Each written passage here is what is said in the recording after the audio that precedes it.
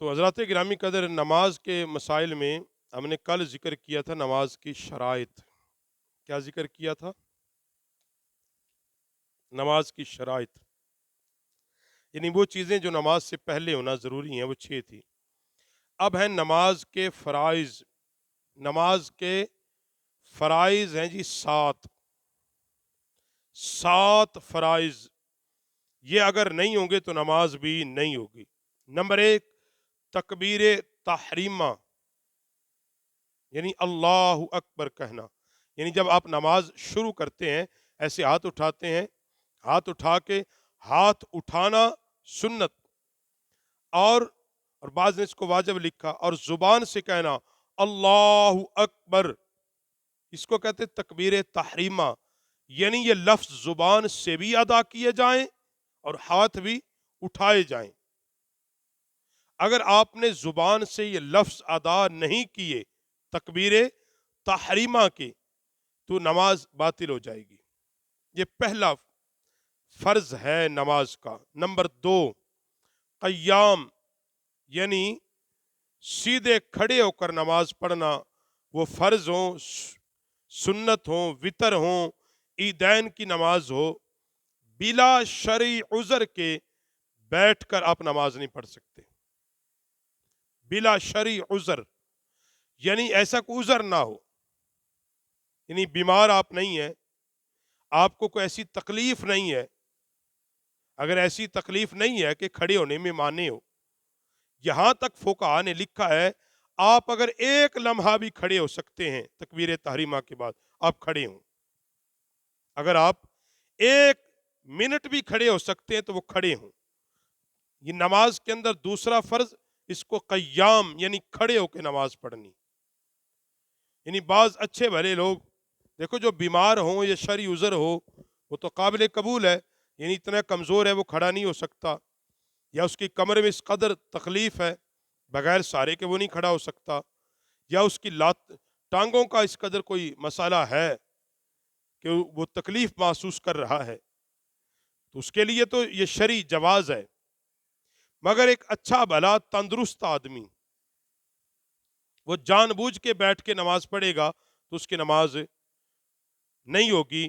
نماز کا دوسرا شرط قیام، یعنی کھڑے ہو کے نماز پڑھے. تو نوافل کے متعلق صرف کہا ہے کہ وہ اگر کوئی بیٹھ کر پڑھے گا تو ہو جائیں گے، مگر جو فرائض ہیں یا وتر ہیں یا واجب ہیں وہ کھڑے ہو کے پڑھے. نوافل کے حد تک علماء نے اس کو لکھا ہے، مگر وہ بھی کہا کہ کھڑے ہو کے پڑھو گے 2 گنا ثواب ہے، بیٹھ کے پڑھو گے 1 گنا ثواب ہے. نمبر 3، قرات، مطلقاً قرآن پاک کی ایک آیت پڑھنا.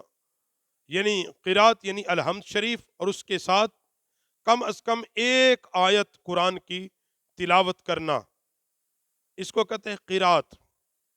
تو نماز میں قرات فرض ہے. اگر آپ اکیلے ہیں تو پھر آپ پڑھیں گے، آپ سورہ فاتحہ بھی پڑھیں گے اور اس کے ساتھ قرآن پاک کی کوئی ایک آیت بھی پڑھیں گے. اگر آپ امام کے پیچھے با جماعت نماز پڑھ رہے ہیں، پھر امام کی قرات ہی تمہاری قرات ہے، پھر آپ توجہ سے سنیں گے. احناف کا یہی مسلک ہے، احناف کا یہی مسلک ہے اور یہی سنت ہے. امام نبی علیہ السلام کو جو فرمان ہے کہ امام کی قرات ہی مقتدی کی قرات ہے.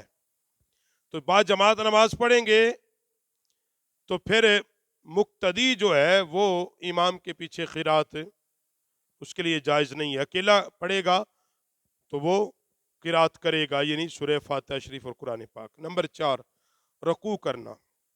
نماز کے اندر رکوع کرنا فرض ہے. ایک بندہ قیام سے سیدھا سجدے میں چلا جائے تو اس کی نماز ہے. یعنی بعض دفعہ ہم دیکھتے ہیں کہ جماعت کھڑی ہے، اب رکوع ہو چکا ہے، امام صاحب سجدے میں گئے ہیں، لوگ آتے اور سیدھے سجدے میں چلے جاتے ہیں. تو یاد رکھو ان کی وہ رکعت نہیں ہوتی، وہ رکعت ان کو دوبارہ پڑھنی پڑے گی. رکوع فرض ہے. کم از کم رکوع میں جا کر ایک بار سبحان ربی العظیم کہنا، جھکنا اور اس کے بعد ایک بار کم از کم ایک تسبیح پڑھنا. تو رکوع کرنا فرض ہے. یہ چوتھا. 5 نمبر،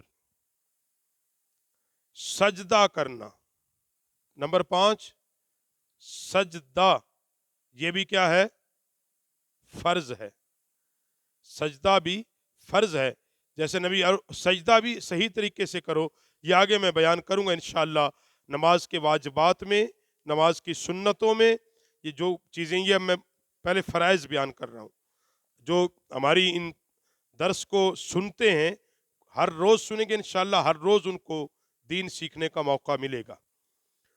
تو سجدہ کرنا۔ نمبر 6 قعدہ اخیرہ،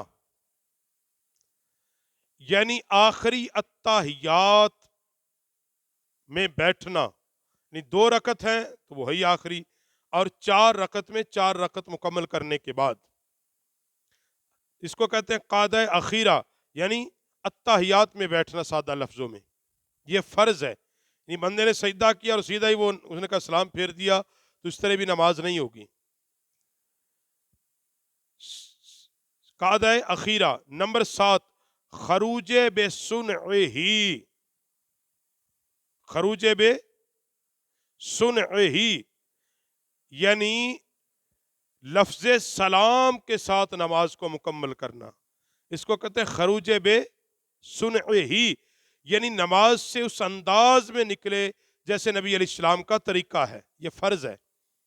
جی بندے نے اتحیات پورا پڑھا، آخر میں اس نے یہ کہا نہیں السلام علیکم ورحمۃ اللہ اور السلام علیکم، ایسے ہی اٹھ کے بھاگ گیا، وہ جو اس کی محنت پیچھے اس کی آئی، وہ رکوع سجدے قیام کی وہ ضائع ہو گئی، نماز نہیں ہوگی۔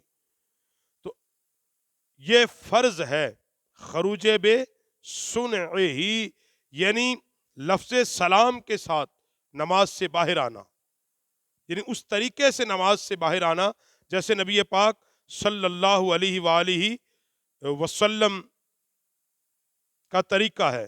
ایک بات یاد رکھو، اگر ان 7 چیزوں میں سے کوئی چیز آپ چھوڑ گئے، خواہ وہ جان بوجھ کے چھوڑی، خواہ وہ بھول کے چھوڑی، خواہ وہ بھول کے چھٹ گئی یا جان بوجھ کے چھوڑ دی، تو سجدہ سہو کوئی نہیں۔ نماز سے اگر آپ نکلے ہیں تو پھر آپ کی نماز ہی کوئی نہیں، وہ دوبارہ نماز پڑھنی پڑے گی، وہ دوبارہ نماز پڑھنی پڑے گی۔